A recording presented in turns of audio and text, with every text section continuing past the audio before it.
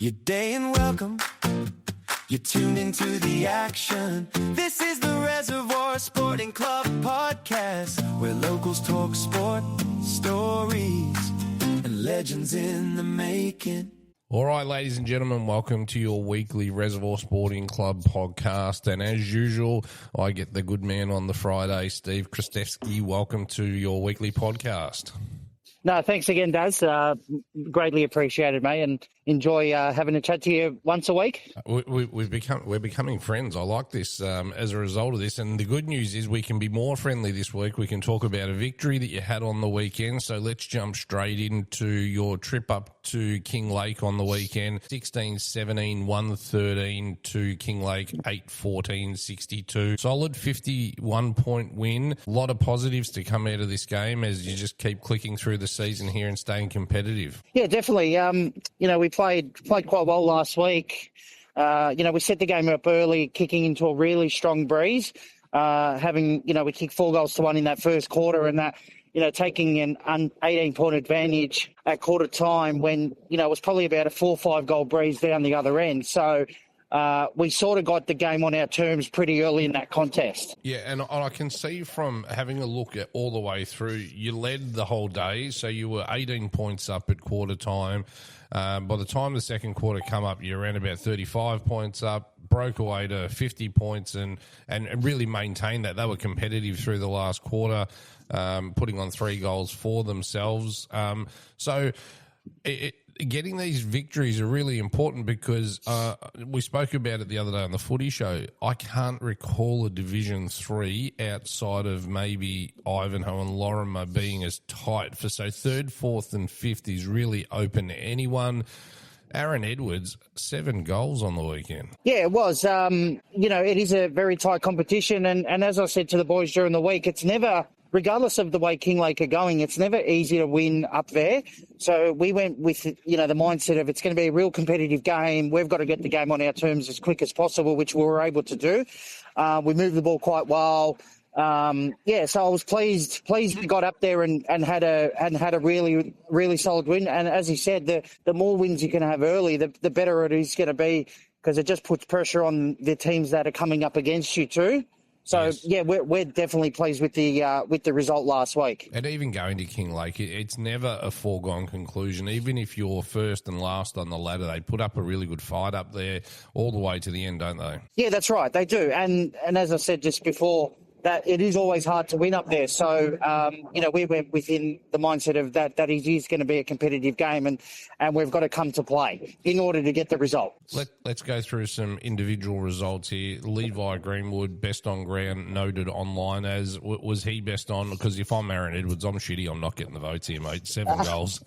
Levi was everywhere on the weekend. So he had 37, 16 contested. So he was just a man possessed on the weekend. It's actually just great to have him back. And Aaron kicked 7, probably left a couple more out there, probably could have easily kicked 9 or 10. He had a really good game. Nicholas Miller-Naris had a great game as well. He had 37 too. But I guess I'd judge our game on our team stuff, where if we've got over 90 ground ball gets for the game, it means our game's in order because we got good pressure at ground level. So we were able to get that on the weekend. And Nick Grabowski, for his first game, ended up kicking 3. So that was a good return by him too. And it was a good call by you. You were pretty confident he was in for a good game, bringing him in.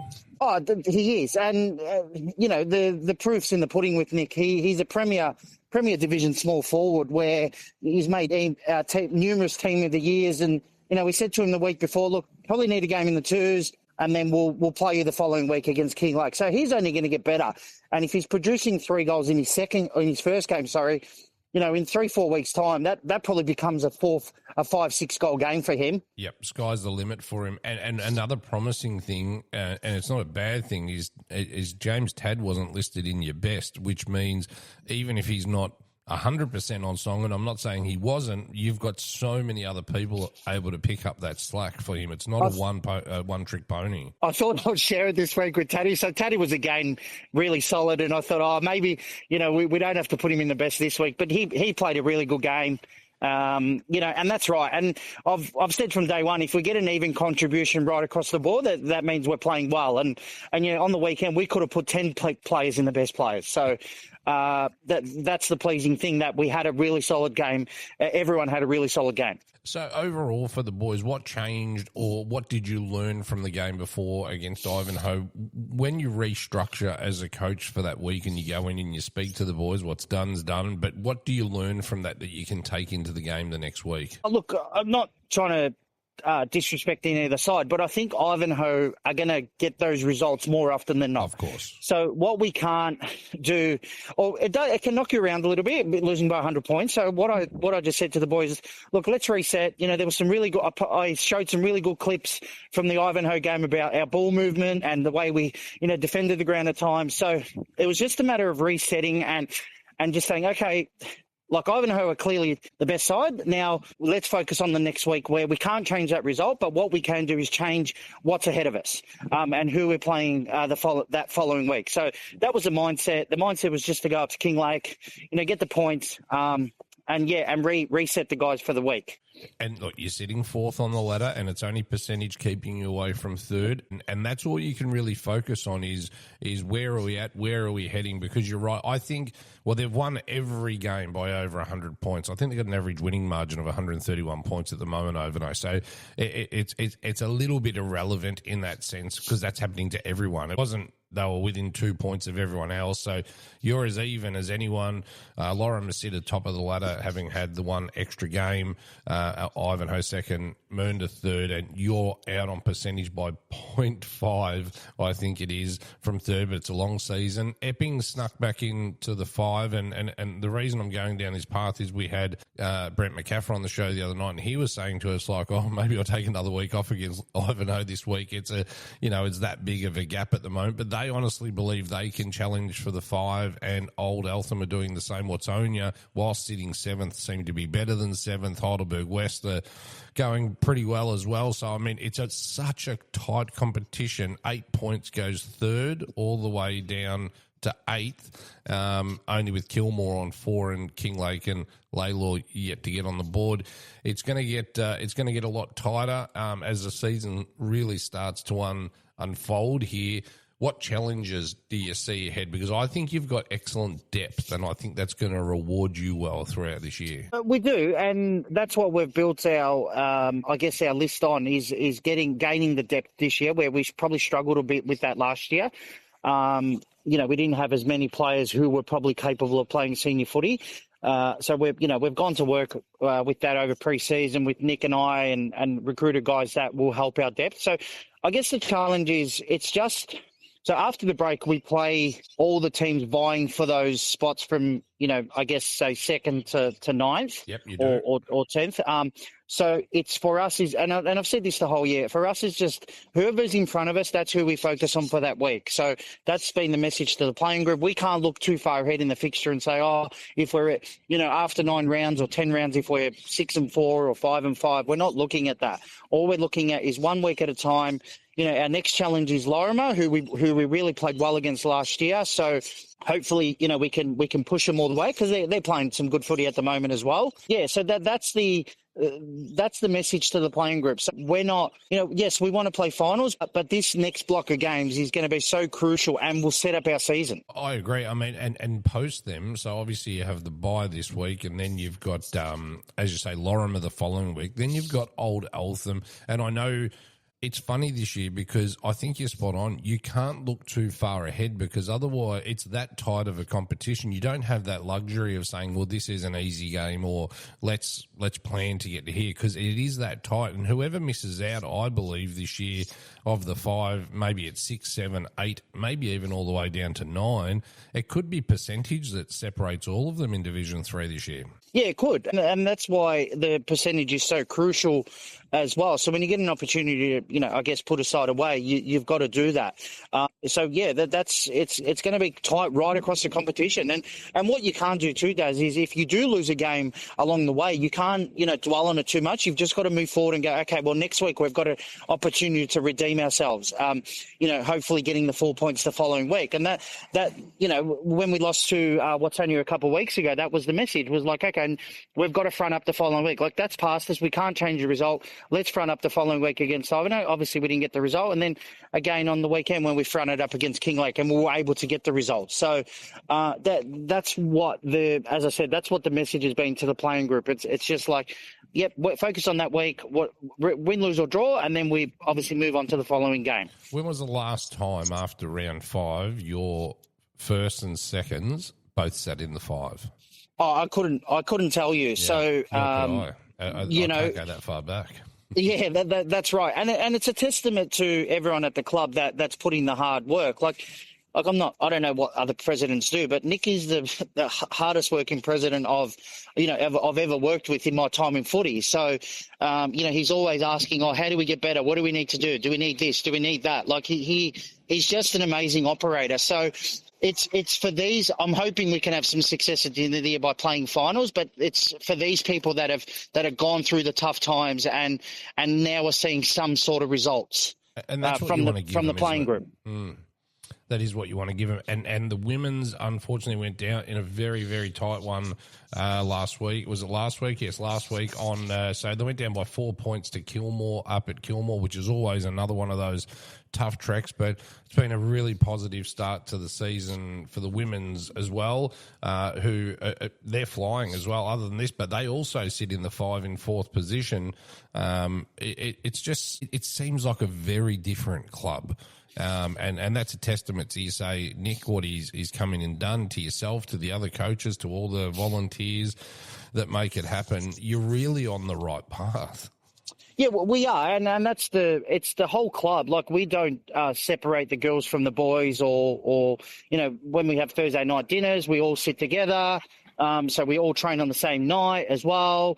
It's one. The mentality has been one club. So it's not the girls are by themselves, the boys are by themselves. So as a club, we judge our success on the whole club, not just I guess the senior group or the reserves group. It's the whole club as a success, and the participation rate this year has obviously gone through the roof with having the thirds as well. So we've got nearly probably over 100 players on our books. Wow, that's massive, isn't it? That's just huge. It is, and for a club that was struggling a couple of years ago to field a reserves team, now has got excess numbers, and we're able to have three men's teams. Yeah, thirds as well. Now I can't see the thirds results. How are they tracking? They're going okay. They're in a tough competition with some of the top sides in the EDFL with your Keilors and Aberfeldies. But last week they were really competitive and only lost by a couple of goals. So it's just week to week. Those boys are having fun. They're out there having a kick. And that's the main thing with the thirds. It's more just having a bit of fun and getting around each other and having a kick on Friday night. Let me ask you a couple of questions. Now that you have the bye week ahead, I want to pick your brain from a spectator's point of view as well at the same time. So in third division, are you focusing as a coach on rotations? Are you focusing on getting players through a season, or is it game by game? How important is this as part of your coaching, outlook each week? Because rotations are huge, it seems, in Division 1. I'm watching non-stop bench rotations at the moment, but I watched your game back, and there's plenty going on that bench. Yeah, we do. We do have quite a bit of rotations out on the ground because you've got to keep guys fresh. The day of, I guess, someone spending the whole time on the ground, those days are gone. So it is rotating. We do rotate quite heavily. And then throughout the year, it's obviously managing some of those, I guess, older guys that probably won't play every game. So this next block of games, we'll look at a couple of games and, we might rest a couple here and there. But generally speaking, it's a week at a time, Daz. We're trying to get ourselves up for that week, and that's really been the main focus. So what's, from a coaching directive this week, you've got the bye. What's the plan? What was the plan for the guys this week? Do you give them a night off? Do you just go to the pools? Do you just try and get away from a club for a week? What happens this week? So I gave the boys the night off on Tuesday, and then we trained last night as per normal. Yes. And then I just said to the boys, look, probably get a running session in over the weekend, if you can. So they're pretty good with that. They'll upload their running sessions or get in small groups and do a session, and then roll into Tuesday and then we'll focus on Lorimer. Yeah, and you're already looking forward to that next game, aren't you, straight away? Definitely, and I'm, I'd like to be challenged as a coach and challenge the playing group. Like the Ivanhoe game, I enjoy, even though we lost, I enjoyed that thoroughly because it challenges you as a coach and as a playing group playing against the best teams in the comp. And next week is no different. And do you go back and watch that game and look for? Do you spend more time on that game if they're the measuring stick? Do you go back and watch them more, or do you just watch it as normal as anyone else and move forward? Oh, you just watch it as normal, and just sort of move forward and pick up. I picked up a few things of the way Ivanhoe moved the ball and what they sort of how they set up, and where we can maybe implement some of that stuff with us.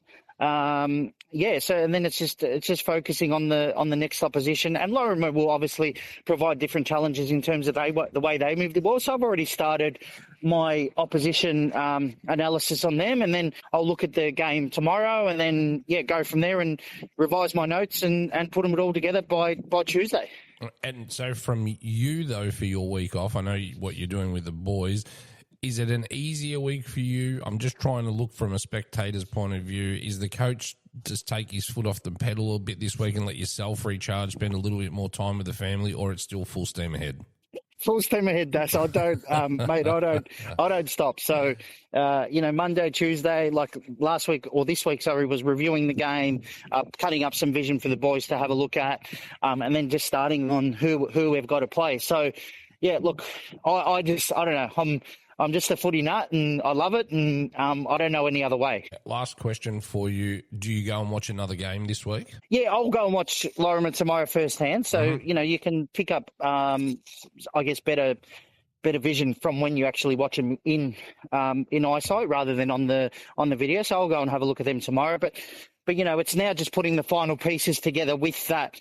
You sort of get a trend of the way they move, the way they play from the first 4 games. You do. And then tomorrow's just, topping up my notes and then, giving it to the players during the week. All right. Well, I'm going to let you go. I am going to try and get hold of your reserves coach in a minute. If I have no success, let him know I will bail him up next week before the game starts. So he might get one last reprieve, but that's all he's getting. That's all he's getting, Daz. And I told you he wears the biggest shorts in the competition. I'm into him, mate. Don't worry. I've got him teed up straight away, mate. It's my first question that's written in front of me. I'm going to try and get hold of him shortly. If not, I'll have him next week. Enjoy your week off.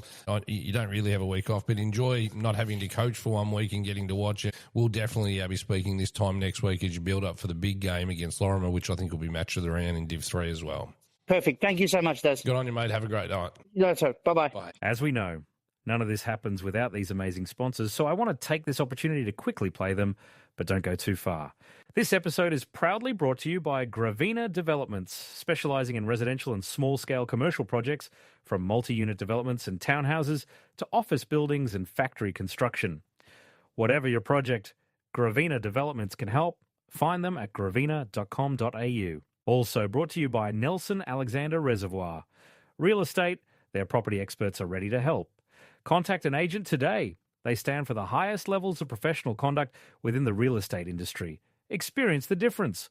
Call them on 9469 1000. And finally, Elmo's Burgers. James came back to Melbourne wanting to do one thing: keep it simple. Focus on the beef, served on Martin's potato buns with their signature Elmo's sauce. The menu stays tight so the quality stays high. Organic. Hand-pressed. That's it. Find them at 350 St. George Road, Fitzroy North. The very, very best. All right, guys, and we're back with women's coach Troy Lang, who joins us. Troy, thanks for jumping on the line with us in your busy day. Good to be here, Dad. Mate, let's talk about your year so far. You had a hard-fought contest last weekend. It was a toughie, but it was a very close game. Unfortunately, you didn't get the chocolates. You've just gone down to Kilmore at Kilmore by 4 points, but what looks to have been a cracking game. Walk us through how it went. Yeah, we started off really well. Our first quarter was probably the best footy I think I've seen us play this year. Second quarter was okay. Third quarter, we just sort of lost our structures a lot. Players getting drawn into the play. There was a lot of stoppages, so there was times where the ball didn't really move for minutes at a time. And I think we got sucked into that as the ball stayed there. Instead of hanging out and occupying the space where the ball would go once it cleared, we were in too close and weren't able to get on those loose balls. So they kicked 3 or 4 goals that quarter, and we couldn't peg that extra goal back in the last quarter. So no, it was in a winning position and just didn't get over the line. Yeah, so you were pretty much leading. First quarter, you guys are up by 6 points. Second quarter, you're up by 12, and you're on the right path. And obviously, you said you just sort of lost your way a little bit there, and then all of a sudden it was 9 points at 3/4 time. You were down, and obviously fought back. So in hindsight, it looks like you only really had one bad quarter in the third quarter, where maybe they just got away from you and they kicked 5 goals, 5 to your 2 points. But was there a wind or anything relevant, or just lost your way for that one quarter? No, it just lost our structure. So no, the wind was okay. It didn't really rain during our game. It rained a little bit beforehand, but the conditions were fine. Yep. We just really lost our structures once that ball was just sitting in one spot for a while. And it has happened before this year. So it's something we're still working on with all the new players that we have. It's all about in our that, isn't team it? this year. It's all about learning every single week. Yeah, for sure. Yeah. Tell me, so your goal kickers, Tarantello 2, Chloe Rowan. Excuse me, 1. That's live radio. When you sneeze, you can't keep that one away. Tarantello 2, Rowan 1. And, you know, for them, they sort of had a couple of goals, only 2 goal scorers as well in Ventura and Chiara Nardo. You know, you take this because you're still sitting in the 4. I was just saying earlier to Steve Kristevsky that all 3 sides in the 5, I can't think of the last time at Reservoir you guys were in this position. Yeah. No, it's really good to see that the work that's been done at the club in both men's and women's programs has been immense. And it's good to see the players are getting on board and holding up their end of the bargain as well with their on-field performances. Yep. So, no, that's really good. Like, we're all looking to play finals this year. There's no reason why we can't. So, yeah, we just want to keep maintaining what we're doing. So, Panton Hill at home this week. They're sitting, I think, from memory, they were around about 8th or 9th on the ladder, as I just bring it back up, 10th on the ladder. You guys are sitting in 4th. They're going to travel down to see you. What's your structure around this week? Have you got a few ins or a few outs, or do you move the names around on the board? What are you thinking going into this week? Yeah, we've always got ins and outs with the way our team has been structured this year. Yes. It'll be the same again this week. So we've got some real good inclusions that'll sort of bolster our forward line and around our midfield, which will be good. So not too different structure-wise. I don't know much about Panton Hill, but they've played a couple of years in Division 2 and they won a grand final plating 2 years ago in Division 3. So they're going to have some good players for sure. But I tend to just focus on what we're doing, and then if something needs to be twinged in game to the opposition, that's when we start looking at that. Yeah, 100%. And you'd be happy percentage-wise that 107% you're kicking more than you're having kicked against you each week, which is fantastic. Is a competitive going into such an important round. It's going to be tight because looking at the ladder, Ivanhoe play Fitzroy this week, so that's first versus second.